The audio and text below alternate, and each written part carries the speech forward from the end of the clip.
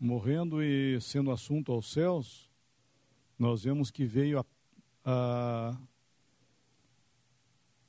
vamos chamar de plenitude da graça, quando ele envia o Espírito Santo, e agora o Espírito Santo aqui na terra, fazendo uma obra, reunindo num só corpo todos que estão sendo salvos. E preparando esse versículo que fala que esse povo destinado à glória.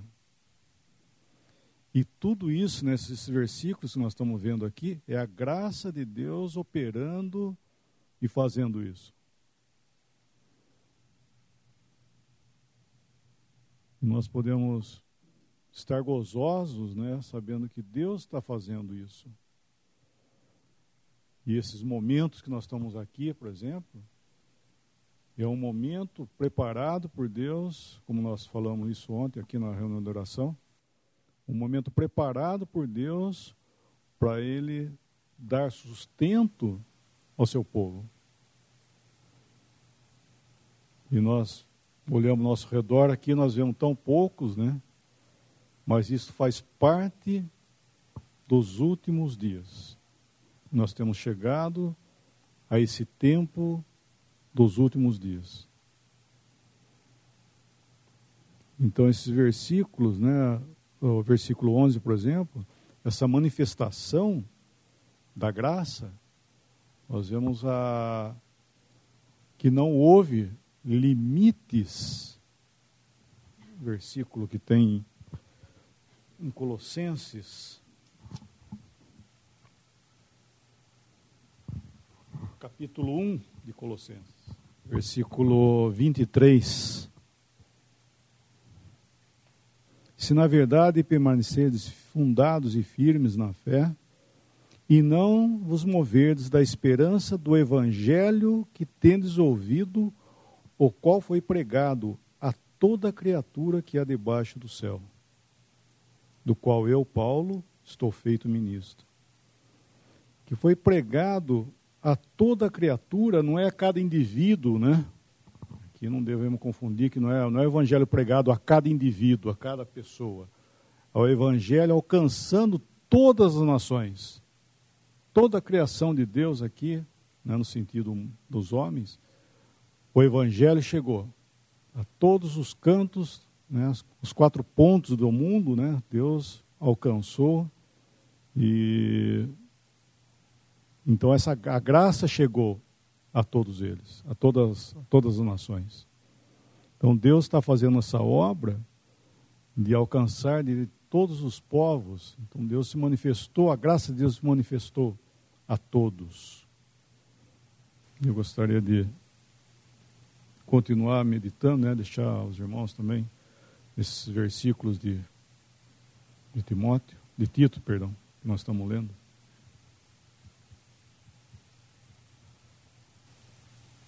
Existem os momentos, né, na história da humanidade, nesse tempo que nós vivemos, desde a criação até o último dia, são tempos determinados por Deus, do qual Ele considera como os momentos que faz o seu tempo, né? Porque Deus, na verdade, estou dizendo isso porque Deus não tem tempo. O que faz o tempo para Deus são os eventos que foram determinados por Ele na história da humanidade. Então, o versículo em Gálatas, capítulo 4, por exemplo. Gálatas, capítulo 4, versículo 4, creio.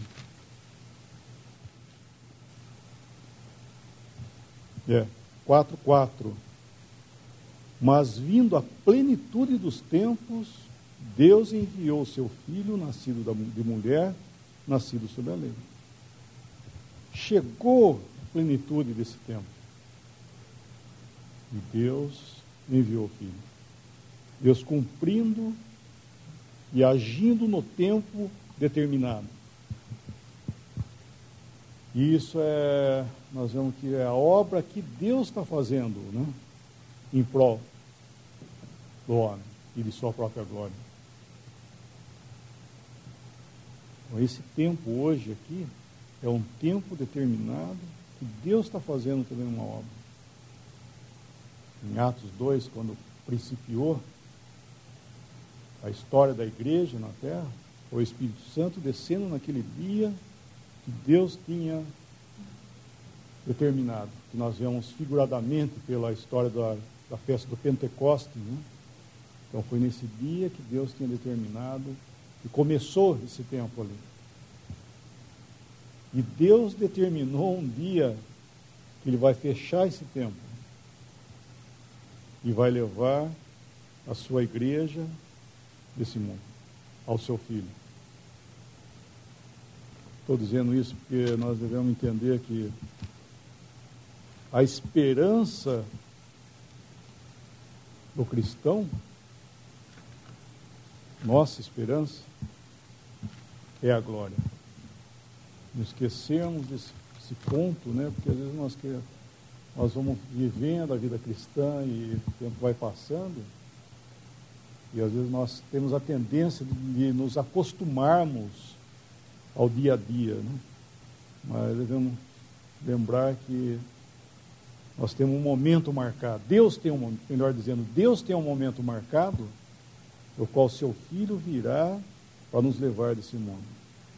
E Ele quer que nós compartilhemos desse momento, desse gozo que haverá, e nós sermos levados desse mundo para encontrar com o nosso Salvador.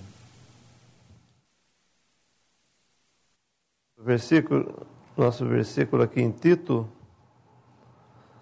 está falando também, o versículo 11, porque a graça de Deus se é manifestado trazendo salvação a todos os homens. Não o mesmo sentido, mas é a mesma ordem de coisas. O Evangelho foi pregado a toda a criação. Não é dito que toda criatura ouviu esse Evangelho da graça. Essa é uma maneira geral. E aqui nós estamos vendo no capítulo 2, versículo 11 de Tito, que trazendo salvação a todos os homens. Isso também não significa que todos os homens são salvos. Diz, trazendo salvação a todos os homens. A graça de Deus se manifestou com a capacidade de trazer salvação a todos os homens. É como o sangue no propiciatório, né? Há sangue disponível, né? Há sangue suficiente para todo mundo. Mas não quer dizer que todo mundo é salvo. Aqui, então, é a mesma ordem de coisas, que trazendo salvação a todos os homens, há graça suficiente para todos. E, além disso, é mais que isso, porque ele diz que a graça de Deus se há manifestado. Foi manifestada, trazendo salvação a todos os homens. E essa manifestação da graça de Deus é algo assim, muito mais profundo, né, do que nós podemos imaginar somente em relação, falar disso somente em relação com uma graça que Deus, por sua soberania, manifestou. Porque essa manifestação envolve, logicamente, toda a obra, toda a pessoa que fez a obra. A pessoa de Cristo, sua glória, quem é que se manifestou? Antes de sugerir essa porção, o irmão sugeriu, eu estava pensando em João, justamente no Evangelho de João. Podemos ler uns versículos no Evangelho de João, capítulo 1, o versículo 1 também. No princípio era o Verbo, e o Verbo estava com Deus, e o Verbo era Deus. Ele estava no princípio com Deus. Todas as coisas foram feitas por Ele, e sem Ele nada do que foi feito se fez. Nele estava a vida, e a vida era a luz dos homens. E a luz resplandece nas trevas, e as trevas não a compreenderam. Houve um homem enviado de Deus, cujo nome era João. Este veio para testemunho, para que testificasse da luz, para que todos crescem nele. Não era ele a luz, mas para que testificasse da luz. Ali estava a luz verdadeira que alumia todo homem que vem ao mundo. Estava no mundo, o mundo foi feito por ele, e o mundo não o conheceu. Veio para o que era seu, e os seus não o receberam. Mas a todos quantos o receberam, deu-lhes o poder de serem feitos filhos de Deus, aos que creem no seu nome, os quais não nasceram do sangue, nem da vontade da carne, nem da vontade do varão, mas de Deus. E o Verbo se fez carne, e habitou entre nós, e vimos a sua glória, como a glória do unigênito do Pai, cheio de graça e de verdade. Então, essa graça manifestada envolve essa pessoa, né, tão gloriosa, e envolve uma anunciação de um evento que é singular. Sem fé, se nós olharmos para isso que nós lemos em João, sem fé, isso é uma fábula. Mas, pelo que Deus nos deu, pela fé que temos, nós enxergamos a coisa mais maravilhosa que se poderia ver no universo. E que só Deus teria esse poder de manifestar, de fazer. Então, manifestar essa graça de Deus envolve tudo isso. Deus mesmo se fazendo carne. O Verbo, o Filho, se fazendo carne. Vindo a esse mundo e manifestando luz e manifestando também, como nós vemos na primeira epístola de João, capítulo 1, manifestando a vida eterna. A vida que estava com o Pai foi manifestada. Então, essa graça manifestada não é apenas um ato soberano de Deus de trazer um pouco de refrigério, um pouco de, como nós podemos dizer, um pouco de alívio para o homem caído. Mas ela trouxe essa salvação que envolveu uma participação do próprio Deus em si mesmo. Um envolvimento, né? Deus se envolveu a si mesmo nessa obra. E fazendo perfeitamente em si mesmo toda uma obra capaz de dizer que a graça de Deus a manifestado, trazendo salvação a todos os homens. Tamanha a obra, tamanha essa graça de Deus, muito além de ser algo meramente feito exteriormente. Ainda que seja grandioso, a criação, todos os feitos de Deus, né, a sua própria pessoa, mas houve um envolvimento dele mesmo.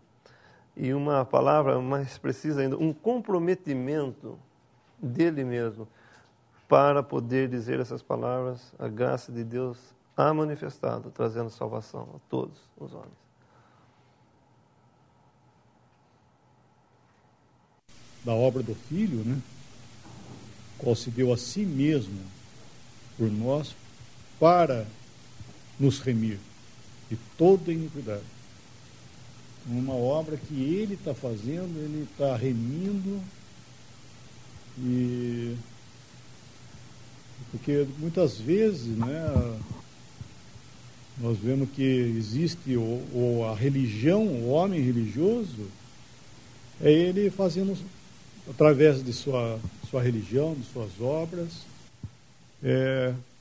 achando que ele vai fazer as pazes com Deus, né? Isso é um erro muito grande, porque Deus é o Deus da paz. Ele pregou a paz. E Ele fez a paz pelo sangue da sua cruz.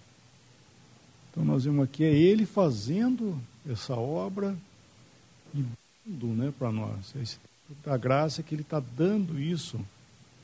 E nós gozamos desse privilégio.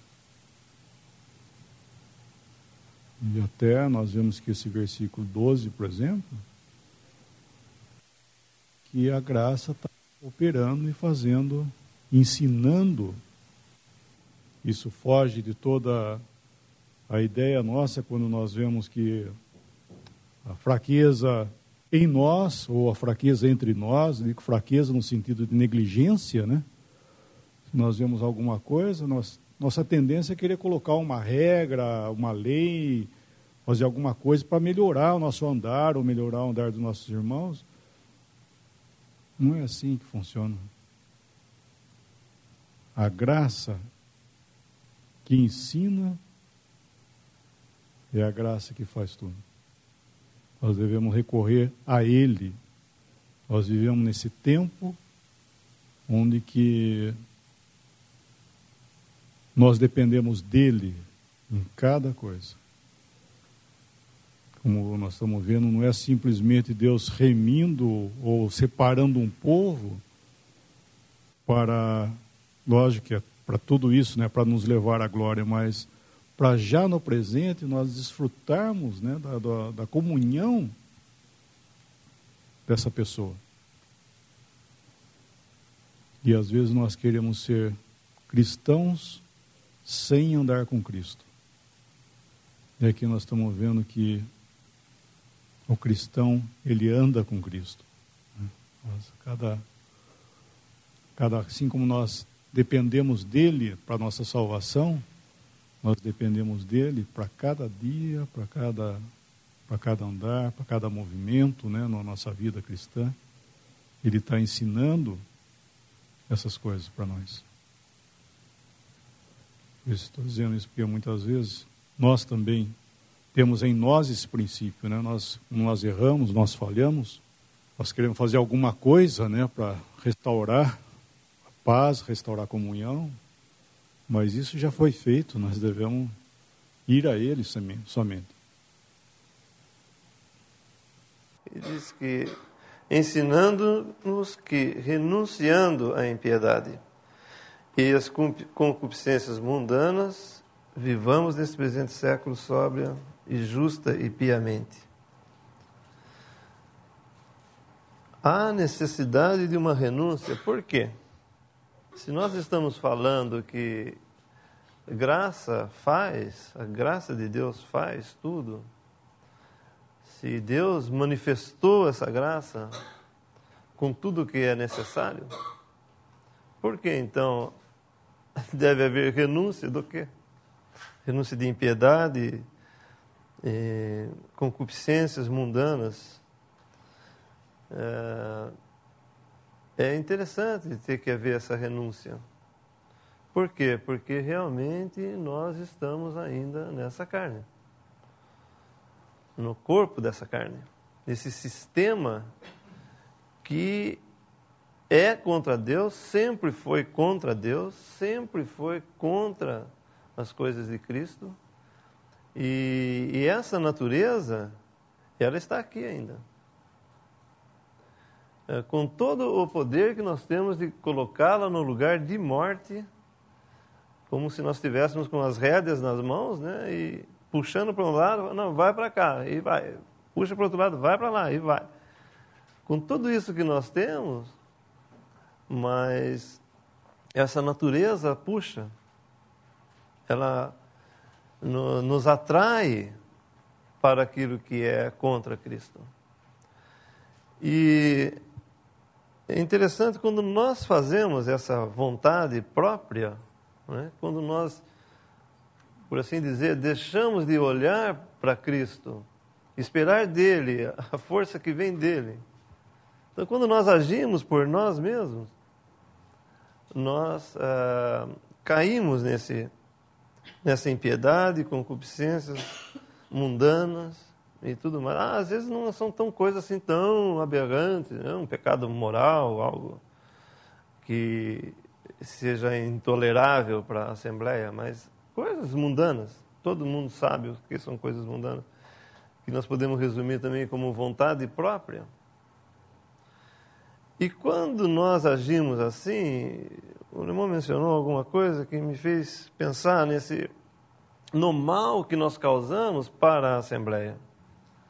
Porque imediatamente após uma queda nossa, nós queremos mostrar aos outros, porque para Deus nós sabemos que não adianta nada fazer folha de figueira, né? Cobertura de folha de figueira, mas nós queremos mostrar para os irmãos, para a Assembleia, que não, que nós estamos bem. E aí nós fazemos algo, até que não é muito costumeiro fazer, obras, pregar o Evangelho, falar na reunião, ou aí dar um hino, ou, enfim, desviar a atenção dos nossos olhos, ou dos olhos da Assembleia, dos irmãos, para outra coisa, para encobrir a nossa falha. E eu estava pensando, o mal que isso causa, não só para si mesmo, para o indivíduo, né? Estou falando para mim mesmo, mas para a Assembleia. Porque se há uma coisa que é perigosa para a Assembleia, é ela criar regras.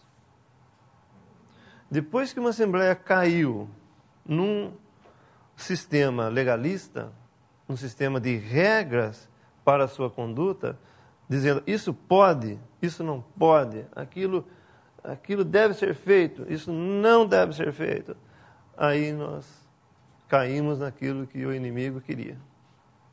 Aí nós estamos deixando a graça de Deus, deixando esse ensinamento da graça de Deus e colocando os nossos pensamentos e dá margem daí a milhares de pensamentos, de regras para poder sancionar, para poder encobrir essa falta da Assembleia. Então, nós, com a nossa atitude, nós muitas vezes impomos ou nós fazemos com que a Assembleia corra o risco de criar regras, que daí seria o seu fim de edificação, porque sob legalismo nós não podemos caminhar. A lei provou por A mais B que isso é impossível. E se nós criamos leis, impossível de nós seguirmos com Cristo. Vai se formar o que já tem se formado por toda a história da igreja no mundo, se formar um clero, que daí então ditam as regras, e logo nós vamos perceber que os que ditam as regras não fazem o que ditam, e aí nós estamos naquilo que o inimigo queria que estivéssemos. Então, eu falo isso porque cada atitude, cada coisa que nós vamos fazer, realmente deve subir aos nossos corações, se isso realmente não vai causar que a Assembleia queira formar um conjunto de regras para inibir essa conduta, para inibir essa forma de viver e tudo mais. Então, eu acho que faz parte do amor cristão, né? Nós andarmos juntos, sem querer impor ou sem querer fazer com que a minha consciência venha a ter influência no caminhar do cristão no mundo. Porque a minha consciência pode dizer, não, você não está fazendo nada de errado. Mas consciência não é regra de conduta. Paulo estava com muito boa consciência, matando cristãos, colocando cristãos em prisão, mas a consciência não serve para esse tipo de coisa. Nós devemos seguir o que a palavra nos fala, o que nossos irmãos estão acostumados, para eles não se escandalizarem, e também, logicamente, né, são coisas mundanas, são todas coisas que realmente são mundanas. Elas podem parecer sem nenhuma causa, sem nenhuma... que isso não vai causar nenhuma consequência, mas, no fim, é uma armadilha. Se nós vemos aqui a ordem que estão esses versículos, né, o 11 e o 12. Primeiro nós vemos porque a graça de Deus se ha manifestado, trazendo salvação a todos os homens. E depois fala ensinando-nos que, renunciando à impiedade e às concupiscências mundanas, vivamos neste presente século sóbria e justa e piamente. Essa ordem é importante na nossa vida, né? Que a graça esteja em primeiro lugar. Que a gente enxergue essa graça. Nós podemos pensar, né, esse ambiente eterno de Deus, o Pai, o Filho, o Espírito Santo, esse ambiente de santidade, de perfeição, de eternidade. E isso foi manifestado ao homem. Não foi Deus baixando o seu padrão moral ou de santidade, mas sim nos colocando nesse ambiente. Deus não diminuiu nada do que Ele é, quando Ele manifestou essa graça. Porque Deus é imutável, é perfeito, mas nós fomos levantados para conhecermos e desfrutarmos dessa esfera de santidade, de paz, de amor, de perfeição. E isso é o que deve ser nosso alvo, né? Nós fomos assentados nos lugares celestiais com Cristo. Essa é a nossa posição hoje, no meio dessa esfera, né? Conhecedores de tudo o que Deus é. Nós temos acesso pleno a isso, embora nós tenhamos ainda hoje restrições, né, pela nossa carne, de desfrutarmos plenamente dessa esfera, dessa perfeição de Deus. Mas nós já conhecemos ela e desfrutamos parcialmente dela. Mas desejamos desfrutar dela plenamente assim que Cristo vier. E esse vai ser o nosso ambiente eterno, na presença de Deus, sem pecado, sem restrições, desfrutando plenamente de tudo o que é de Deus, né? Mas nesse tempo que nós estamos aqui nesse mundo, fala que nós temos que renunciar a essas concupiscências, né? Temos que ter exercícios com essas coisas. Mas esses exercícios vão depender nós desfrutamos dessa graça, disso tudo que Deus manifestou a nós. Porque quando nós desfrutamos dessas coisas de Deus, nós temos renunciar às outras coisas em favor disso que Deus tem nos dado. Como Moisés, né, ele rejeitou ser chamado filho da filha de Faraó e sofrer com o povo de Deus. Porque ele enxergava o gozo, né, as coisas de Deus eram preciosas para ele. E que o Senhor nos guarde, né, nos ajude a cuidarmos, a estarmos desfrutando daquilo que foi manifestado para nós em primeiro lugar, e nunca os exercícios nossos em primeiro lugar. Paulo delegou, né, a Tito para colocar algumas coisas em ordem nessa epístola, no início da epístola. Isso significa que havia já uma assembleia e havia já decorrido algum tempo de vida cristã já. Mas era esses primeiros dias da da vida nova, manifestada agora, depois da morte e ressurreição, assunção de Cristo. E essas concupiscências, impiedade, depois ele vai falar mais no versículo 14, né, de purificar um povo. Estamos falando a um povo recém-saído do paganismo, recém-convertido de ídolos, de um mundo completamente sem o conhecimento de Deus. Não porque Deus não houvesse manifestado a si mesmo pelas coisas criadas e pelas boas estações que Deus tinha provido, né, para os homens, abundância e tudo mais, como vemos em Atos. Mas é um Deus desconhecido, porque o Deus de Israel, Israel era para manifestar esse Deus, ele não podia, pelo testemunho deles, manifestar a Deus. E tampouco também os homens, correndo atrás de ídolos, tudo, puderam ver a Deus, conhecer a Deus. Um Deus desconhecido, portanto. E se converteram agora a Cristo pelo Evangelho, conhecendo o Deus verdadeiro e tudo que isso traz, né, em sua bagagem,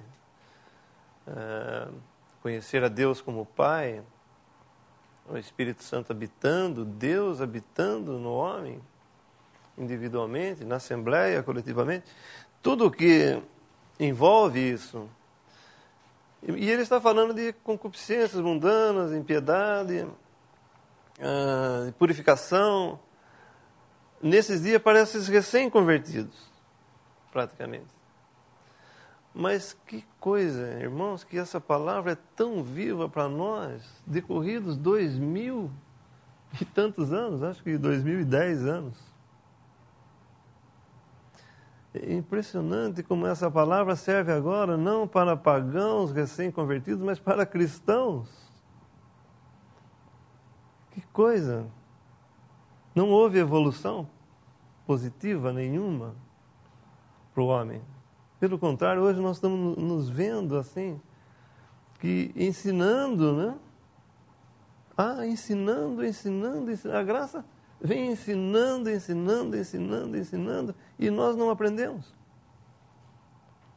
E temos que renunciar essa impiedade, concupiscências mundanas. Há ainda necessidade.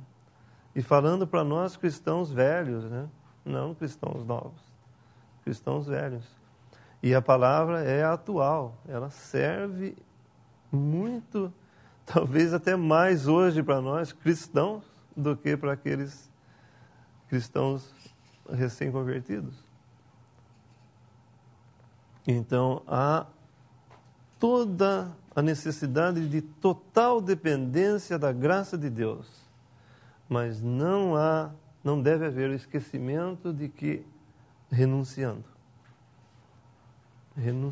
porque a coisa puxa de todos os lados, puxa-nos eclesiasticamente, puxa-nos mundanamente, puxa-nos moralmente. É necessário mesmo essa palavra, renunciando. O que estava sendo falado antes, do versículos 1 a 10, eram coisas práticas a respeito de falar o que convém à sã doutrina, dos velhos serem sóbrios, fala dos mancebos, dos jovens, né, serem moderados, das mulheres novas aprenderem com as mais velhas, e as mais velhas ensinarem as mais novas. São práticas do dia a dia. Não são nem regras, como o irmão falou, não existem regras na igreja. A partir do momento que colocarmos regras, essas coisas, está tudo errado. Vai dar tudo errado. Porque o homem que anda por regra, não anda por fé. E nós somos chamados a andar na graça de Deus pela fé. E tudo isso que ele falou nos versículos anteriores é porque a graça de Deus se manifestou para nós. Nós hoje podemos renunciar a essas coisas, porque nós temos a graça de Deus conosco.